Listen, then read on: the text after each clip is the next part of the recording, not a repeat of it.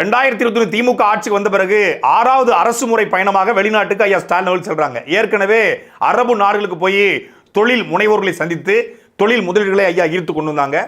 அப்புறம் சிங்கப்பூருக்கு போனாங்க, அப்புறம் ஜப்பானுக்கு போனாங்க, அப்புறம் ஸ்பெயினுக்கு போனாங்க, அப்புறம் அமெரிக்காவில் போயிட்டு எடுத்த நாள் முதல் இந்த நாள் வரை வண்டியை விடவில்லை, வாடகை தரவில்லை அப்படின்னு சைக்கிள், அதுவும் உலகத்திலேயே பேட்டரியில் ஓடக்கூடிய சைக்கிளை மிதிச்சுட்டு போன ஒரே ஆள் நம்ம முதலமைச்சர் ஐயா ஸ்டாலின் அவர்கள் தான். அப்படி அமெரிக்காவில் போயிட்டு தொழில் முதலீடுகளை ஈர்த்து கொண்டு வந்தார். அதன் மூலமாக தமிழ்நாட்டில் கிட்டத்தட்ட 10,62,722 கோடி முதலீடுகள் ஈர்க்கப்பட்டிருப்பதாகவும் 922 புரிந்துணர்வு கையொப்பங்கள் போடப்பட்டிருப்பதாகவும் 32,72,132 பேர் அதன் மூலமாக வேலை வாய்ப்புகள் கிடைத்திருப்பதாகவும் ஐயா ஸ்டாலின் அவர்கள் இன்னைக்கு பத்திரிகையாளர் சந்திப்பில் சொன்னாங்க.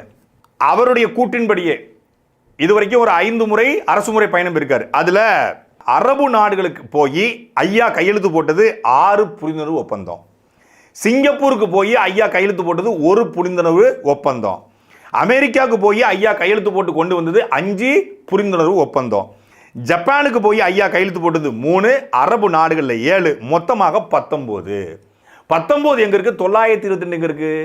922 புரிந்துணர்வு ஒப்பந்தங்களை கையெழுத்து போட்டிருக்கேன்னு சொல்றாரு. ஆனா வெளிநாடுகளுக்கு போய் பல கோடியை செலவு பண்ணி சார்ட்டர்ட் ஃபிளைட்ல தனி விமானத்தில் குடும்பத்தோட போய் ஐயா கையெழுத்து போட்டது 19 கையொப்பம்.